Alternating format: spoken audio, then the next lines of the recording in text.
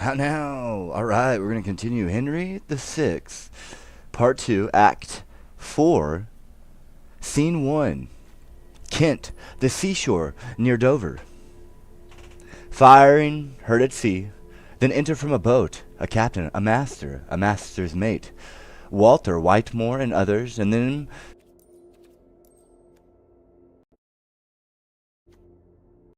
Suffolk, disguised under the gentlemen prisoners. The gaudy blabbing in a remorseful day has crept into the bosom of the sea, and now loud howling wolves arouse the jades that drag the tragic melancholy night, who with their drowsy, slow, and flagging wings clip dead men's graves, and from their misty jaws breathe foul, contagious darkness in the air. Therefore bring forth the soldiers of our prize, for whilst our pennants anchors in the downs, here shall they make their ransom on the sand, or with their blood stain this discoloured shore. Master, this prisoner freely give I thee, and thou that art his mate make boot of this. The other, Walter Whitmore, is thy share. What is my ransom, master? Let me know. 1,000 crowns, or else lay down your head, and so much shall you give, or off goes yours. What, think you much to pay 2,000 crowns, and bear the name and port of gentlemen? Cut both the villains' throats, for die you shall. The lives of those which we have lost in fight cannot be counterpoised with such a petty sum. I'll give it, sir, and therefore spare my life. And so will I, and ride home for it straight. I lost mine eye in laying the prize aboard, and therefore to revenge it shalt thou die, and so should these if I might have my will. Be not so rash, take ransom, let him live. Look on my George, I'm a gentleman, rate me at what thou wilt, thou shalt be paid. And so am I, my name's Walter Whitmore. How now? Why startest thou? What, doth death affright? Thy name affrights me, in whose sound is death. A cunning man did calculate my birth, and told me that by water I should die. Yet let not this make thee be bloody-minded. Thy name is Gulcher, being rightly sounded. Gulcher or Walter, which it is I care not. Never yet did base dishonour blur our name, but with our sword we whipped away the blot.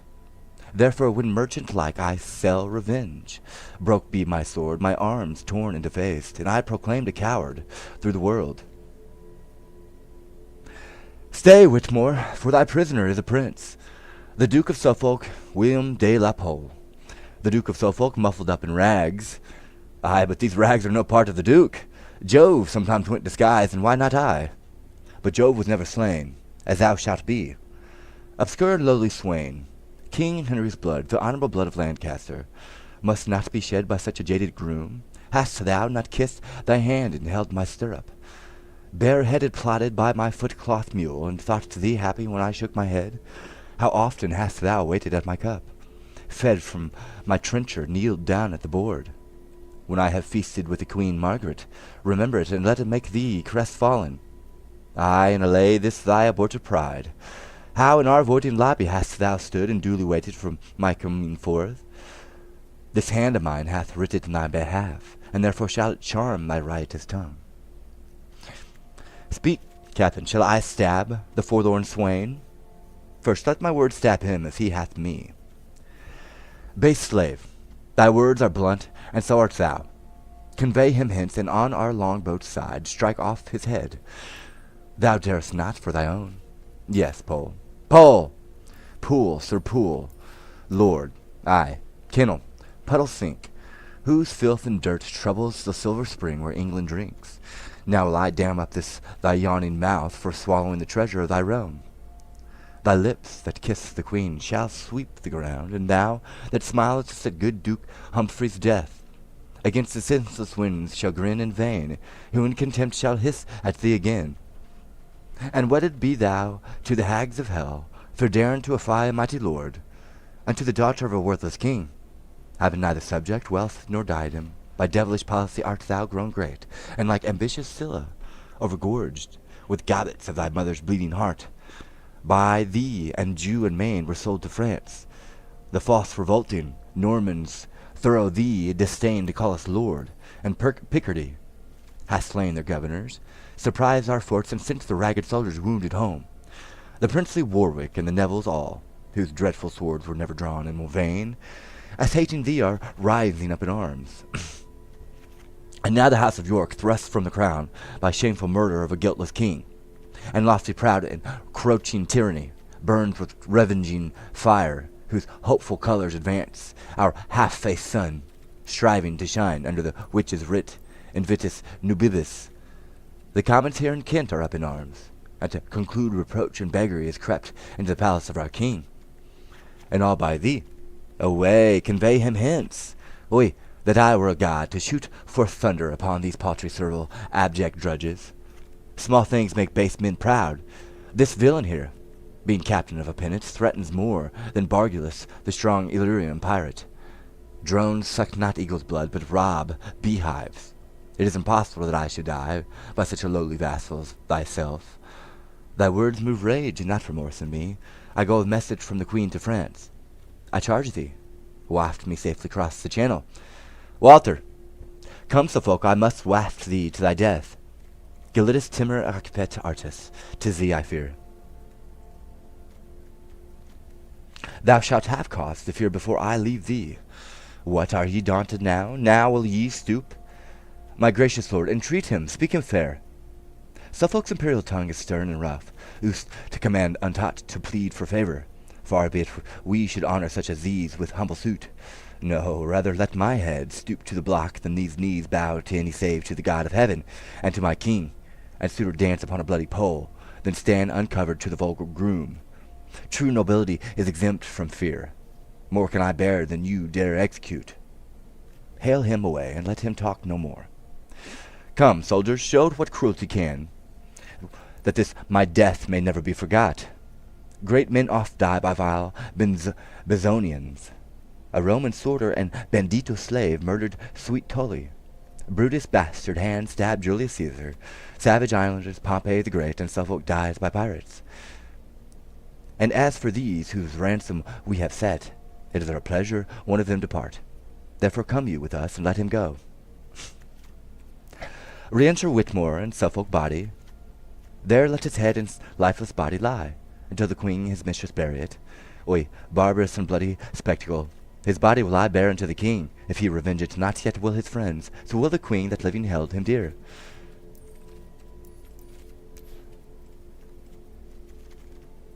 Scene 2, Black Heath. Enter George Bevis and John Holland. Come, and get thee a sword, thou maid of a lass. They have been up these 2 days. They had the more need to sleep now then. I tell thee, Jack Cade, the cloth here means to dress the commonwealth, and turn it, and set a new nap upon it. So he had need, for 'tis threadbare. Well, I say it was never merry world in England since gentlemen came up. Oi, miserable age! Virtue is not regarded in handicrafts men. The nobility think scorn to go in leather aprons. Nay, more, the king's council are no good workmen. True, and yet it is said, labor in thy vocation, which is as much to say as, let the magistrates be laboring men, and therefore should we be magistrates? Thou hast hit it, for there's no better sign of a brave mind than a hard hand. I see him, I see him. There's the best son the tanner of Wingham. He shall have the skins of our enemies to make dogs lever of. And Dick the butcher, then his sin struck down like an ox, and iniquity's throat cut like a calf. And Smith the weaver, our go. The thread of life is spun. Come, come, let's fall in with them. Drum, enter Cade, Dick the butcher, Smith the weaver, and a Sawyer, with infinite numbers. We, John Cade, so termed of our supposed father, or rather a still in a cade of herrings, for our enemies shall fall before us, inspired with the spirit of putting down kings and princes. Command silence! Silence! My father was a Mortimer. He was an honest man and a good bricklayer. My mother was a Plantagenet. I knew her well. She was a midwife. My wife descended of the Lacys. She was indeed a peddler's daughter and sold many laces. But now of late not able to travel with her furred pack, She washes bucks here at home. Therefore am I of an honorable house. Ay, by my faith, the field is honorable, and there was he born under a hedge, for his father had never a house but the cage. Valiant I am. I must needs, for beggary is valiant. I am able to endure much. No question of that, for I have seen him whipped 3 market days together. I fear neither sword nor fire. He need not fear the sword, for his coat is of proof. But methinks he could stand in fear of fire, being burnt, aye, the hand of stealing of sheep. Be brave, then, for your captain's brave and vows reformation. There shall be in England 7 halfpenny loaves, sold for a penny. The 3-hooped pot shall have 10 hoops, and I will make it a felony to drink small beer. All the realm shall be in common, and in Cheapside shall my palfrey go to grass, and when I am king, as king I will be. God save your majesty. I thank you, good people. There shall be no money. All she shall eat and drink on my score, and I will apparel them all in one livery, that they may agree like brothers, and worship me, their lord. The first thing we do, let's kill all the lawyers. Nay, that I mean to do. Is not this a lamentable thing, that of the skin of an innocent lamb should be made parchment? That parchment being scribbled o'er should undo a man? Some say the bee stings, but I say 'tis the bee's wax. For I did but seal once to a thing, and I was never mine own man since. How now? Who's there? Enter some, bringing in the clerk of Chatham. The clerk of Chatham, he can write and read and cast account. Oh, monstrous! We took him setting of boys' copies. Here's a villain. Has a book in his pocket with rare letters in't. Nay, then he is a conjurer. Nay, he can make obligations and write court hand. I am sorry for the man is a proper man. Of mine honor, unless I find him guilty, he shall not die. Come hither, sir, I must examine thee. What is thy name? Emmanuel. They used to write it on the top of letters. 'Twill go hard with you. Let me alone. Dost thou use to write thy name, or hast thou a mark to thyself like an honest plain-dealing man? Sir, I thank God I have been so well brought up that I can write my name. He hath confessed. Away with him! He's a villain and a traitor. Away with him! I say, hang him with his pen and inkhorn about his neck.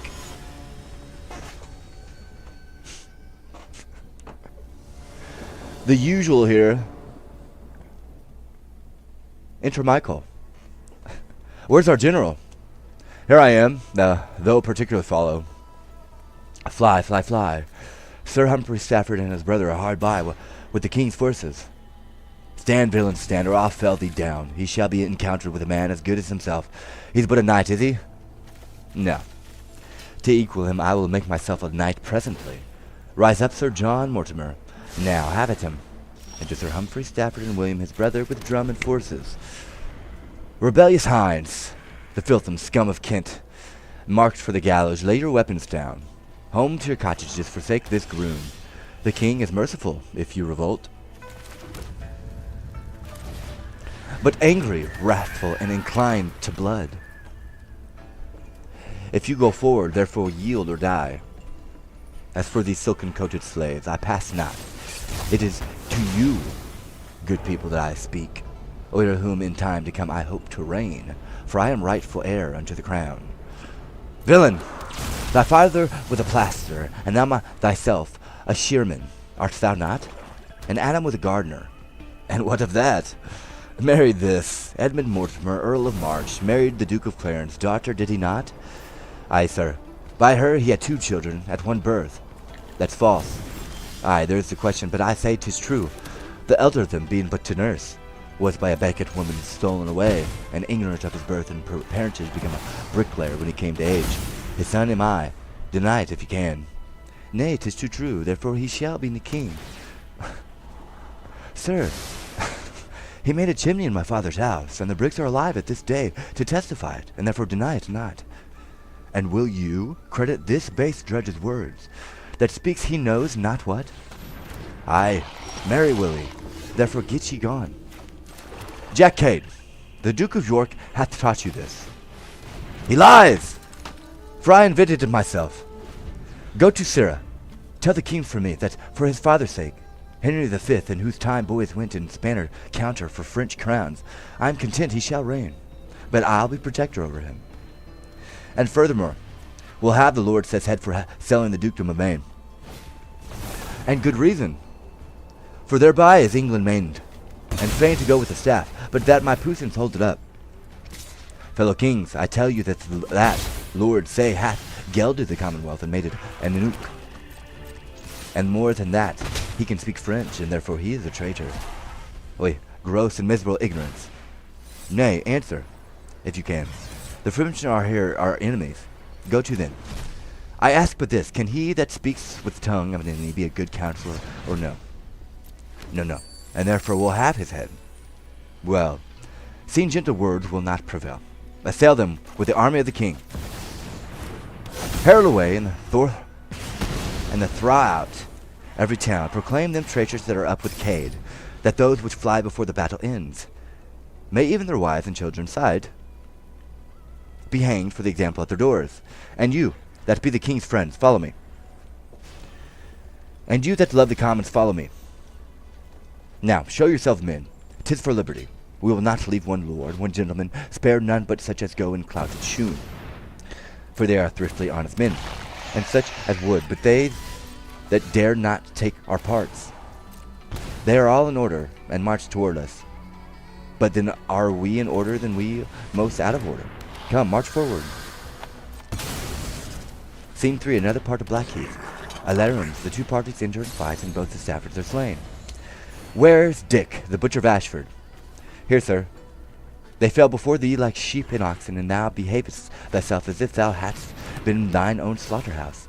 Therefore thus will I reward thee. The Lent shall be as long again as it is, and thou shalt have a license to kill, for 100 lacking one. I desire no more. And to speak truth, thou deservest no less.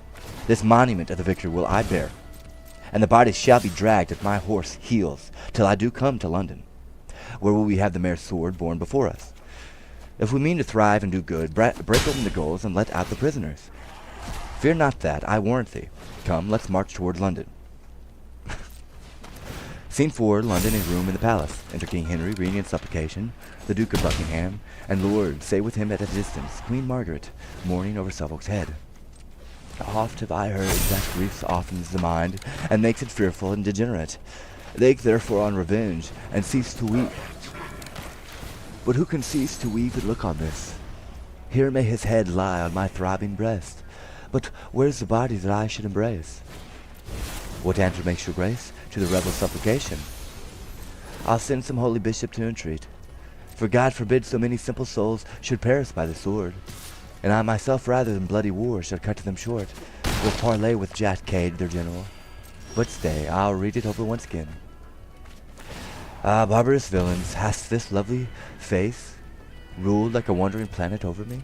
And could it not enforce them to relent that were unworthy to behold thee same? Lord say, Jack Cade hath sworn to have thy head. Aye, but I hope your highness shall have his. How now, madam? Still lamenting and mourning for Suffolk's death? I fear me, love, if that I had been dead, thou wouldst not have mourned so much for me. No, my love, I should not mourn, but die for thee. Enter a messenger. How now, what news? Why comest thou in such haste? The rebels are in Southwark. Fly, my lord. Jack Cade proclaims himself Lord Portermere, descended from the Duke of Clarence's house, and calls your grace usurper openly, and vows to crown himself in Westminster. His arms and his ragged multitude of hens and peasants, rude and merciless. Sir Humphrey Stafford and his brother's death hath given them heart and courage to proceed, and all scholars, lawyers, courtiers, gentlemen, they call false caterpillars and intend their death. Oh, the graceless men, they know not what they do. My gracious lord, retire to Killsworth, until a power be raised to put them down. Aye, were the Duke of Suffolk now alive, these Kentish rebels would be soon appeased. Lord say, the traitors hate thee, therefore away with us to Killingworth. So much a gracious person be in danger, the sight of me is odious in their eyes, and therefore in this city will I stay, and live alone, as secret as I may. Enter secret second messenger. Jack Cade hath gotten London Bridge. The citizens fly and forsake their houses, the rascal people thirsting after prey. Join with the traitor, and they jointly swear to spoil the city in your royal court. Then linger not, my lord, away, take horse. Come, Margaret, God our hope will succor us. My lord is gone, now Suffolk is deceased. Farewell, my lord, trust not the Kentish rebels. Trust nobody, for fear you be betrayed.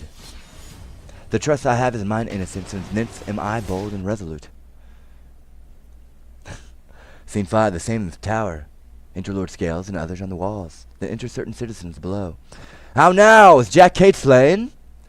No, my lord, nor likely to be slain, for they have won the bridge, killing all those that withstand them. The Lord Mayor craves aid of your honor from the tower to defend the city from the rebels. Such aid as I can spare you shall command, but I am troubled here. Within myself the rebels have essayed to win the tower, but get you to Smithfield and gather head, and thither I will send you, Matthew Goff. Fight for your king, your country, and your lives. And so farewell, for I must hence again. Scene 6, London, Cannon Street. Enter Jack Cade and his followers. He strikes his staff on London stone. Now as mortal lord of this city, and here sitting upon London stone, I charge and command that of the city cost. The pissing conduits run nothing but claret wine of this first year of our reign. And now henceforth it shall be treason for any that calls me other than Lord Clayton. Enter a soldier, running. Jack Cade! Jack Cade! Knock him down there. If this fellow be wise, he'll never call you Jack Cade more. I think he hath a very fair warning. My lord, there's an army gathered together in Smithfield. Come then, let's go fight with him. But first go and set the London Bridge on fire, and if you can, burn down the towers too. Come, let's away. Scene 7, the same, Smithfield. Alarms enter on one side, Cade with his company on the other, citizens and the king's forces, headed by Matthew Jeff. They fight. The citizens are routed, and Matthew Jeff is slain. So, sirs, now go some and pull down the savvy. Others to the ends of court, down with them all. I have a suit unto your lordship. Be it a lordship, thou shalt have it for the ward. Only that the laws of England may come out of your mouth. Mass, 'twill be sore law then, for he was thrust in the mouth with a spear, and 'tis not whole yet. Nay, John, it will be stinking law, for his breath stinks with eating toasted cheese. I have thought upon it. It shall be so. Away! Burn all the records of the realm. My mouth shall be the Parliament of England. Then we are like to have biting statues unless his teeth be pulled out, and henceforward all things shall be in common. Plasma, get off the camera. There she goes. Military, well, you've been caught. Enter a messenger. My lord, a prize, a prize. Here's the lord say, which sold the towns in France. He that made us pay 1 hand in 2015s and 1 shilling to the pound, and last subsidy. Enter George Beavis with the lord say. Well, he shall be beheaded for it 10 times. Ah! Thou say, thou surge, nay, thou buckram lord. Now art thou within point blank of our jurisdiction. Regal, what canst thou answer to my majesty for giving up of Normandy unto Monsieur Bassamacoul, the Dauphin of France? Be it known unto thee by these presents, even the presence of Lord Mortimer, cease and desist. That I am the bosom that must sweep the court clean of such filth as thou art. Thou hast most traitorously corrupted the youth of the realm in erecting a grammar school. And whereas before our forefathers had no other books but the score and the tally, thou hast caused printing to be used. And contrary to the king, his crown, and dignity, thou hast built a paper mill. It will be proved to thy face that thou hast men about thee that usually talk of a noun and a verb, and such abominable words as no Christian ear can endure to hear. Thou hast appointed justices of peace to call poor men before them about matters they were not able to answer. Moreover, thou hast put them in prison, and because they could not read, thou hast hanged them. When indeed Only for that cause they have been most worthy to live. Thou dost ride on a foot cloth, dost thou not? What of that? Marry, thou oughtest not to let thy horse wear a cloak, when honester men than thou go in their hose and doublets, and work in their shirt too, as myself, for example, that am a butcher. You mean of Kent? What say you of Kent? Nothing but this. 'Tis bona terra mala gens. Away with him. Away with him. He speaks Latin. Hear me but speak, and bear me where you will. Kent, in the commentaries, Caesar writ, is termed the civilest place of all this isle. Sweet is the country, because full of riches. The people liberal, valiant, active, wealthy, which makes me hope you are not void of pity. I sold not Maine, I lost not Normandy, yet to recover them would lose my life. Justice with favor have I always done. Prayers and tears have moved me, gifts could never. When have I aught exacted at your hands, but to maintain the king and realm? And you? Large gifts have I bestowed on learned clerks, because my book preferred me to the king, and seeing ignorance is a curse of God. Knowledge the wing wherewith we fly to heaven. Unless you be possessed with devilish spirits, you cannot, but forbear to murder me. This tongue hath parlayed unto foreign kings, for you behoof. Tut! When struckest thou one blow in the field? Great men have reaching hands. Oft have I struck those that I never saw, and struck them dead. Away, monstrous coward! What to come behind folks? These cheeks are pale for watching for your good. Give him a box o'er the ear, and that will make him red again. Long sitting to determine poor men's causes hath made me full of sickness and diseases. Ye shall have a hempen caudle, then, and the help of hatchet. Why dost thou quiver, man?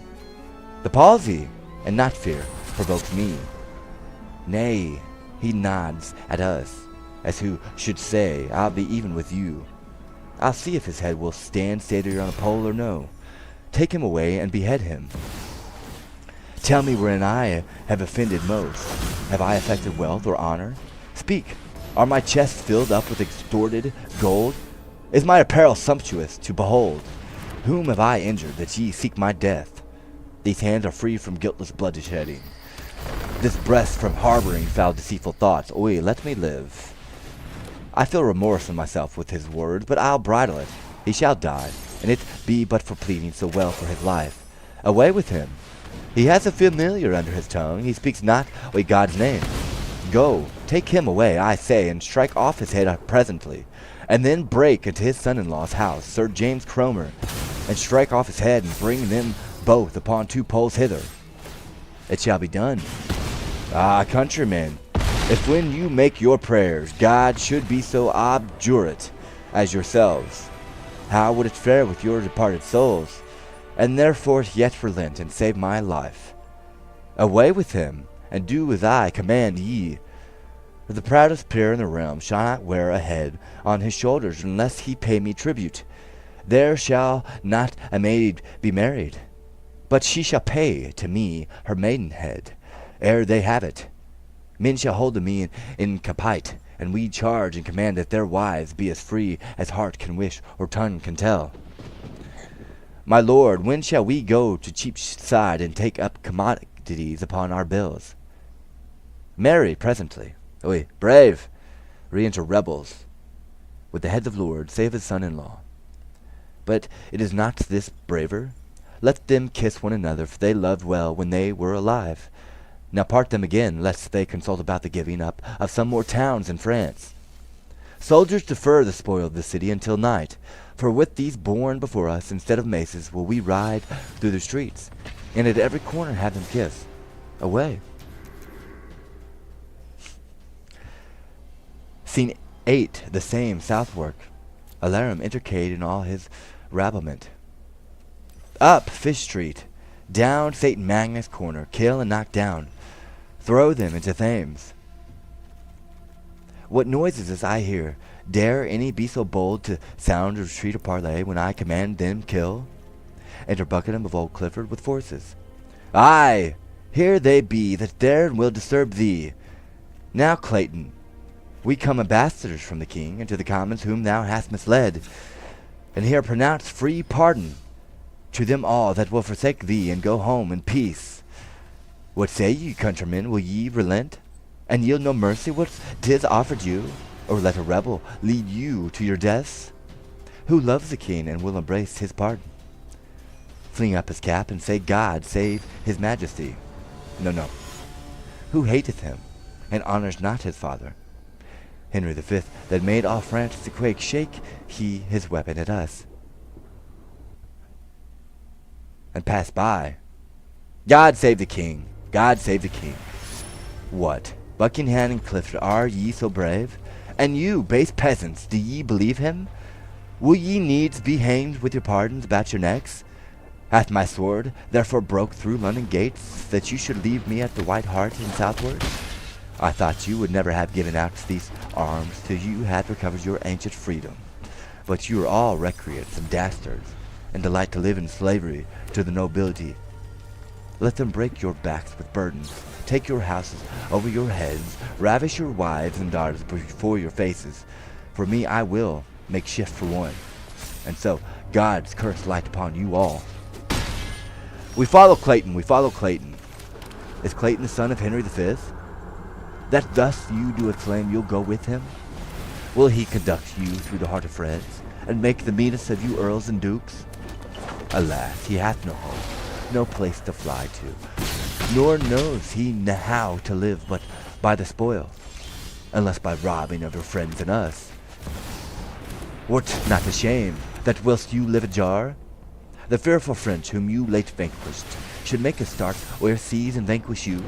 Methinks already in this civil broil I see them lording in its London streets, crying villaggio unto all thy meet. Better 10,000 base-born Claytons miscarry than you should stoop unto a Frenchman's Leroy. To France, and get what you have lost. Accord. You have broke my vehicle. Spare England, for it is your native coast. I see it. Henry hath money. You're strong and manly. God on my side. 'Tis me, doubt not of victory. A Clifford will follow the king and Clifford. With ever feather so lightly blown to and fro as this multitude. The name of Henry V helps them to 100 mischiefs, and makes them leave me desolate. I see them lay their heads together to surprise me. My sword make way for me, for here is no stain, in spite of the devils in hell, have through the very midst of you. In heavens and honor be witness that no want of resolution in me, but only my followers' base and ignominious treasons make me betake me to my heels.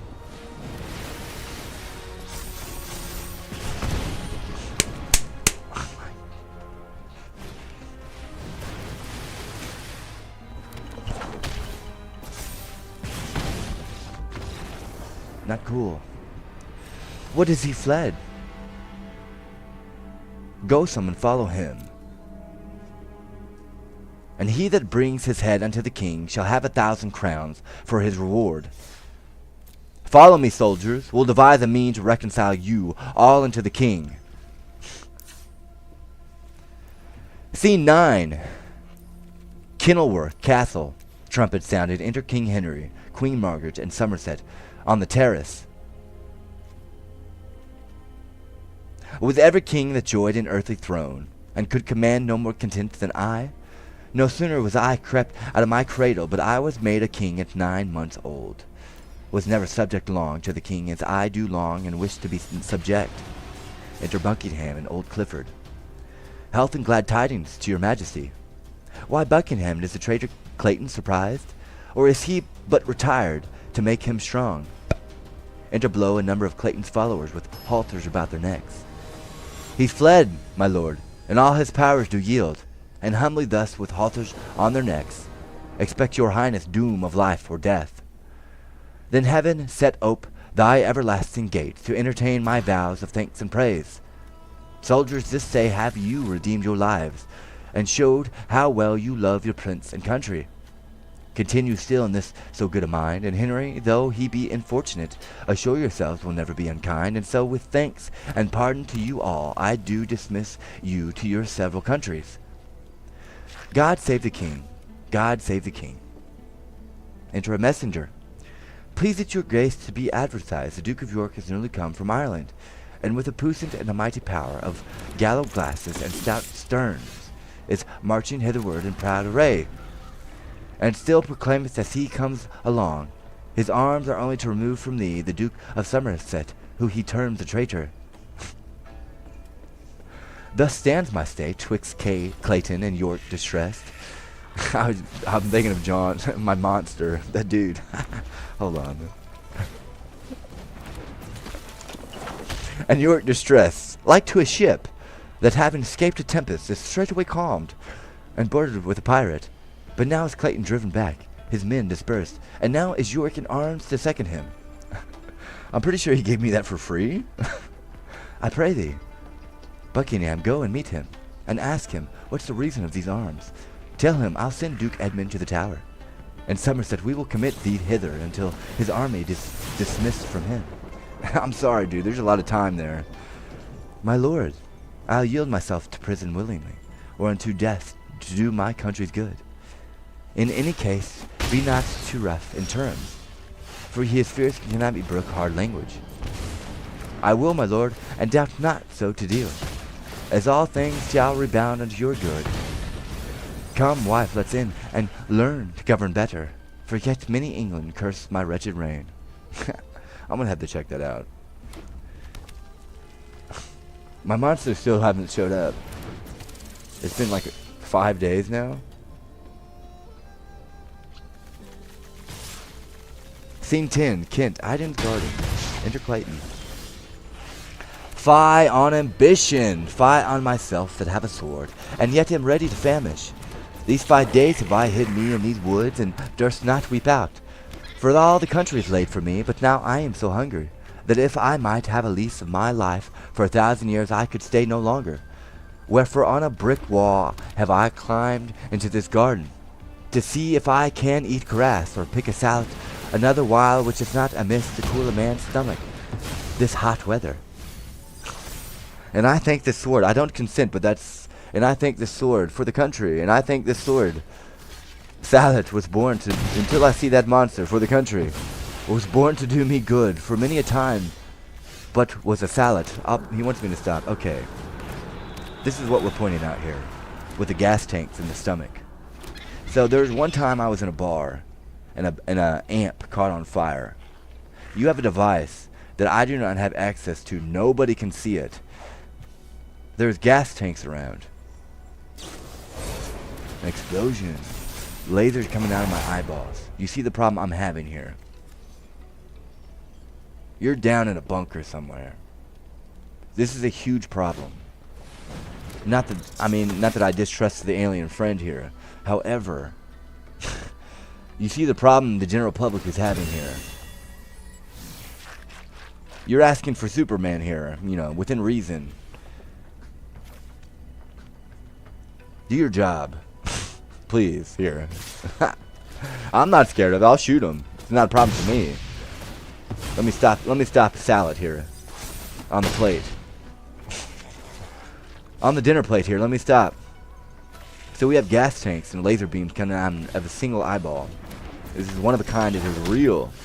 I'm not going to deal with the I promise you, military base that thinks they're going to come out of nowhere and just swoop people up. I'm watching everything you're doing. We're not going to do eyeballs out of cameras. You see where I'm coming from. Until I see that monster. Until I see that monster. Problems have ensued since this monster. I'll be honest, John has been mentioned here. You can give me mean looks all you want. For the country here. Let me pause you. You do not have consent here. However, until I see it, I do not see it, and problems have arose. You see where I'm coming from. My brain pan had been cleft with a brown bill, and many a time when I have been dry and bravely marching, it hath served me, instead of a quart pot to drink in. And now the word salad must serve me to feed on. Enter Iden with servants behind. Lord, who would live turmoiled in the court, and may enjoy such quiet walks as these? This small inheritance my father left me contenteth me, and worth a monarchy. I seek not to wax great by others' waning, or gather wealth. I care not with what envy. Suffice it that I have maintained my estate, and sends the poor well pleased from my gate. Here's the lord of the soil come to seize me for a stray, for entering his fee simple without leave. Ah, villain, thou wilt betray me, and get 1,000 crowns of the king by carrying my head to him. Niccolo Machiavelli, but I will make thee eat iron like an ostrich, and swallow my sword like a great pin ere thou and I part. Why, rude companion, whatsoever thou be, I know thee not. Why then should I betray thee? It's not enough to break into my garden, and like a thief to come to rob my grounds, climbing my walls and cry to me, the owner. But thou wilt brave me with these saucy terms. Brave thee? Aye, by the best blood that ever was broached, and beard thee too. Look on me well, I have eaten no meat these 5 days, yet come thou and thy 5 men, and if I do not leave you all as dead as a doornail, I pray God I may never eat grass more. Nay, it shall ne'er be said, while England land stand, J.J., that Alexander Iden and an esquire of Kent down in that bunker.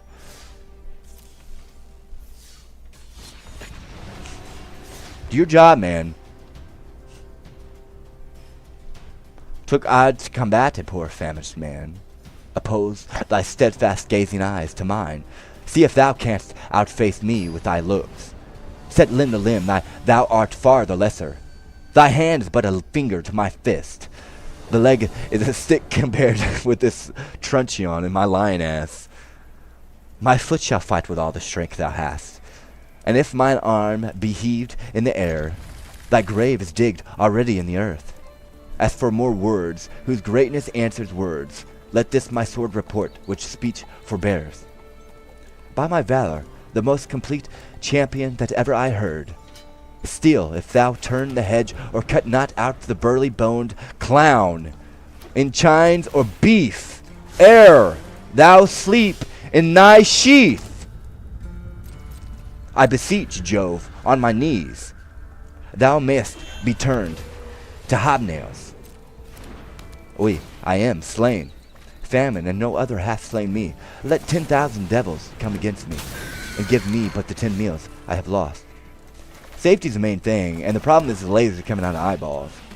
And I'll defy them all, with a garden, and be henceforth a burying place to all that do well in this house, because the unconquered soul of Clayton is fled. It's Clayton that I have slain, that monstrous traitor. Sword, I will hallow thee for this thy deed, and hang thee near my tomb when I am dead. Never shall this blood be wiped from thy point, but thou shalt wear it as a herald's coat, to emblaze the honor that thy master got.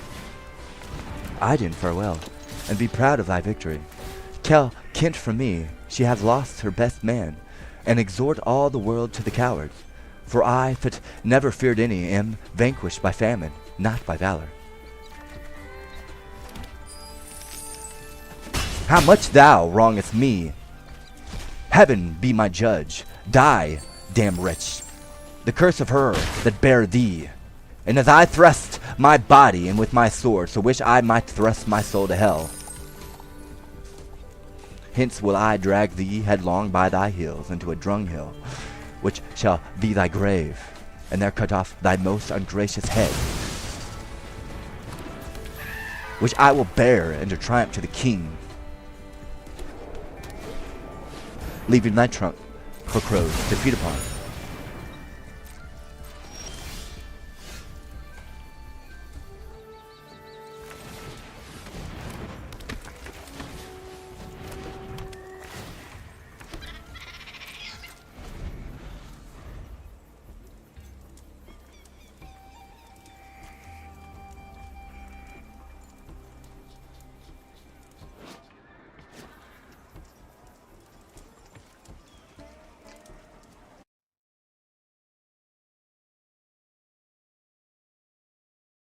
Okay, moving on.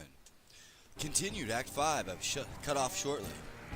Oh, blood bespotted Neapolitan, outcast neighbors in his bloody scourge. The sons of York, thy betters in their birth, shall be their father's bale, and bane to those that for my surety will refuse the boys. Enter Edward and Richard Plantagenet, and forces at one side, at the other with forces also old Clifford and his son. See where they come, I'll warrant they'll make it good. And here comes Clifford, to deny their bail. Health and all happiness to my lord the king. I thank thee, Clifford, say, what news with thee? Nay, do not fright us with an angry look. We are thy sovereign. Clifford, kneel again. For thy mistaking so, we pardon thee. This is my king, York. I do not mistake, but thou mistakest me, much to think I do.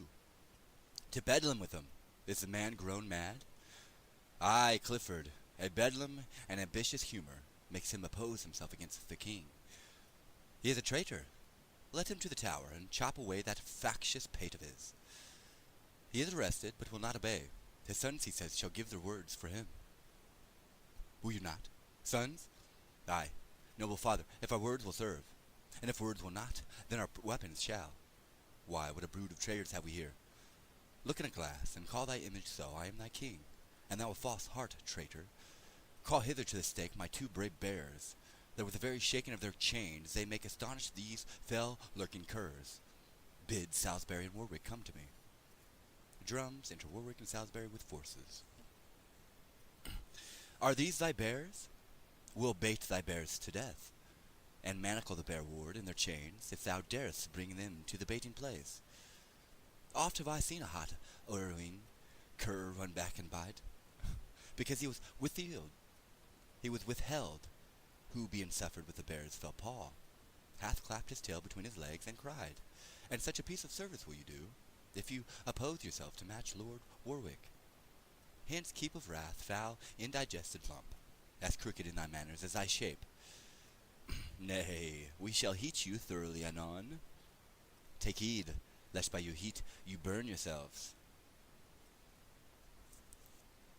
Why, Warwick, hath thy knee forgot to bow? Or is it a solar flare? Oh, really? Oh my gosh! On camera! Old Salisbury, shame to thy silver hair, thou mad misleader of thy brain-sick son! What wilt thou on thy deathbed play the ruffian, and seek for sorrow with thy spectacles? Oi, where is faith? Oi, where is loyalty?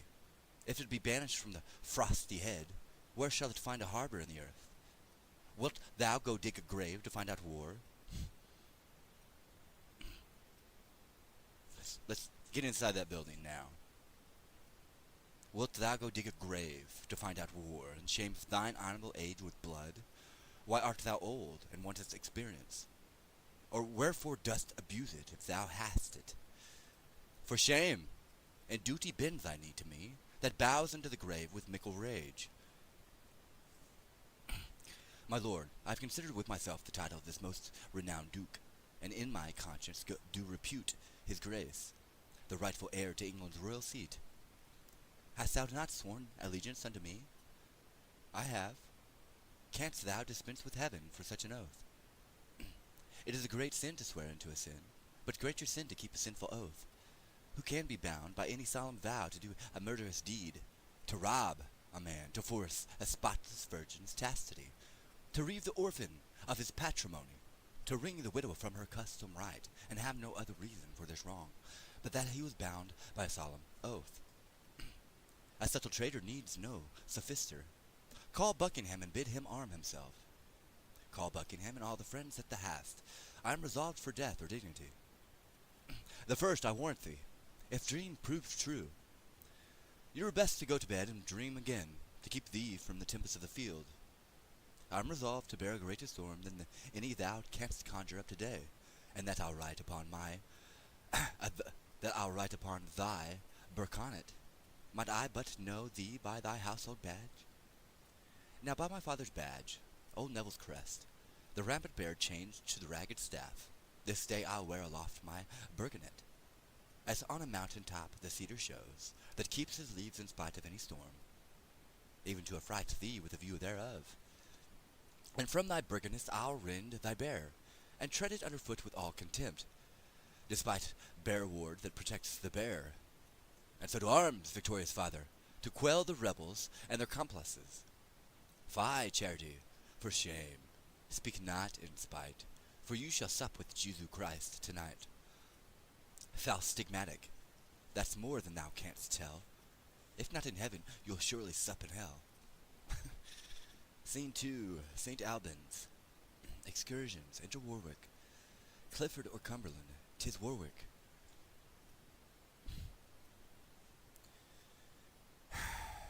Clifford of Cumberland, 'tis Warwick calls, and if thou dost not hide thee from the bear.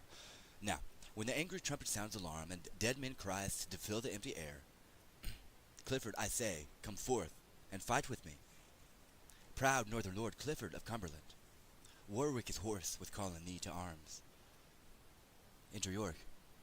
How now, my noble lord? What, all afoot? The deadly-handed Clifford slew my steed, but match to match I have encountered him, and made a prey for carrion kites and crows, even of the bonny beasts he loved so well. Enter old Clifford. Spring.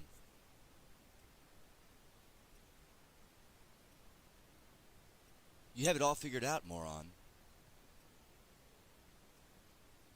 Of none or both of us, the time has come. Hold, Warwick, seek thee out some other chase, for I myself must hunt this deer to death. Then nobly, York, 'tis for a crown thou fightest, as I intend, Clifford, to thrive today. It grieves my soul to leave thee unassailed. What seest thou in me, York? Why dost thou pause? With thy brave bairn should I be in love, but that thou art so fast, mine enemy. Nor should thy prowess want praise and esteem, but that 'tis shown ignobly and in treason. So let it help me now against thy sword, as I in justice and true right express it. My soul and body on the action both. A dreadful lay, address thee instantly. La fin couronne, les erreurs. They fight, and Clifford falls and dies. Thus war hath given thee peace, for thou art still. Peace was the soul. Heaven, if it be thy will. Enter young Clifford.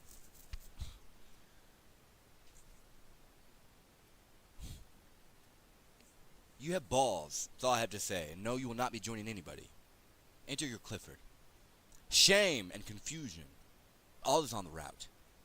Fear frames disorder, and disorder wounds where it shall guard. Oi, war, thou son of hell, whom angry heavens do make their minister, throw in the frozen bosoms of our part hot coals of vengeance.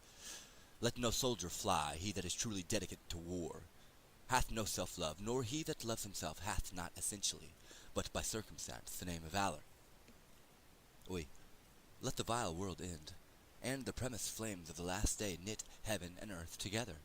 Now let the general trumpet blow his blast, particularities and petty sounds to cease. Wast thou ordained, your father, to lose thy youth in peace, and to achieve the silver livery of advised age, and end thy reverence and thy chair days, thus to die in ruffian battle?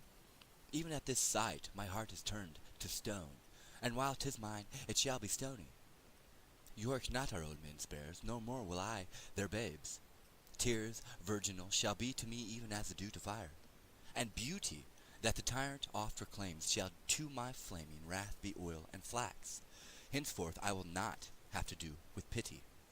Meet I an infant of the house of York, into as many gobbets will I cut it, as wild Medea young Apsyrtus did. In cruelty will I seek out my fame. Come thou, new ruin of old Clifford's house.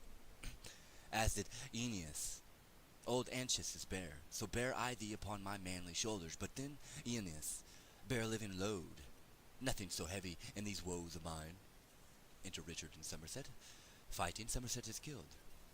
So lie thou there, for underneath an alehouse, paltry sign, the castle in St. Albans, Somerset hath made the wizard famous in his death.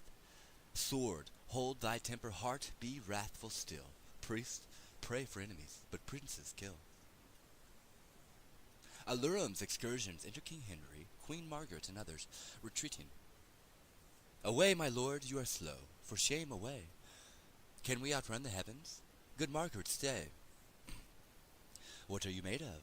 You'll nor fight nor fly. Now is it manhood, wisdom, and defense to give the enemy way, and to secure us by what we can, which can no more but fly. If you pretend, we then should see the bottom of all our fortunes, but if we haply escape, as well we may. If not, through your neglect, we shall to London get, where you are loved, and where this breach now in our fortunes made may readily be stopped. Re-enter young Clifford. But that my heart's on future mischief set, I would speak blasphemy ere bid you fly, but fly you must. Incurable discomfort reigns in the hearts of all our present parts. Away for your relief, and we will live to see their day, and them our fortune give. Away, my lord, away. Scene 3. Field near St. Albans. Alarum, retreat, flourish. Then enter York, Richard, Warwick, and soldiers, with drum and colours. Of Salisbury who can report of him?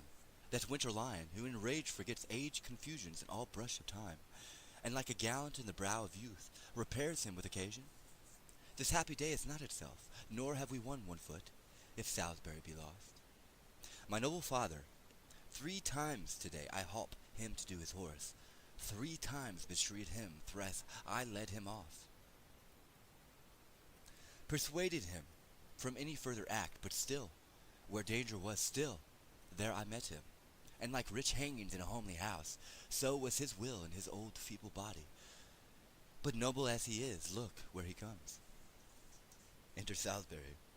Now by my sword, what well hast thou fought today? By the mass, so did we all. I thank you, Richard. God knows how long it is I have to live, and it hath pleased him that 3 times today you have defended me from imminent death. Well, lords, we have not got that which we have. 'Tis not enough our foes are this time fled, being opposites of such repairing nature.